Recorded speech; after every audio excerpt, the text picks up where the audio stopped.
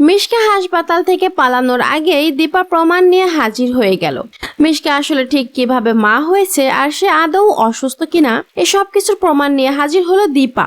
মিশকা জেলখানার ভেতরে অসুস্থতার অভিনয় করলে পুলিশ অফিসাররা তাকে হাসপাতালে নিয়ে আসে। আসলে মিশকা সূর্যের কাছাকাছি আসার জন্য এই নাটকটা করেছে। দীপা সব প্রমাণ নিয়ে মিশকার সামনে আসতেই মিশকা দীপার হাতে সব প্রমাণ দেখে ঘাবড়ে যায় আর সে দীপার হাত থেকে প্রমাণগুলো নিয়ে নষ্ট করে দেওয়ার জন্য বেড থেকে উঠে পড়ে। তখন দীপা পুলিশ অফিসারকে ডাক দেয়। পুলিশ অফিসার সেখানে হাজির হয়। পুলিশ অফিসার সেখানে হাজির হলে দীপা তাকে সব প্রমাণগুলো দেখাতে থাকে আর মিশকা তার হাত থেকে প্রমাণগুলো কেড়ে নেওয়ার জন্য ছোটাছুটি করতে থাকে।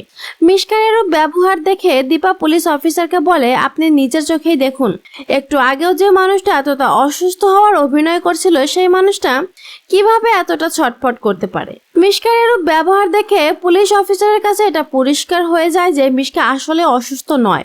এদিকে দীপা পুলিশ অফিসারকে প্রমাণ করে দেয় মিশকা আসলে কিভাবে প্রেগনেন্ট হয়েছিল। তারপর পুলিশ অফিসার সেই ডাক্তারকে ধরে নিয়ে আসে যেই ডাক্তারের মাধ্যমে মিশকা স্পার্ম ট্রান্সফার করে প্রেগনেন্ট হয়েছিল।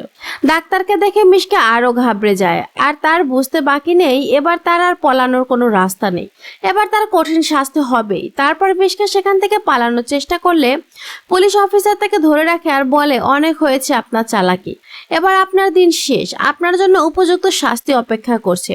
তো প্রিয় দর্শক, মিশকার এরকম শেষ পরিণতি দেখতে আপনাদের কেমন লাগবে তা একবার কমেন্টের মাধ্যমে জানান।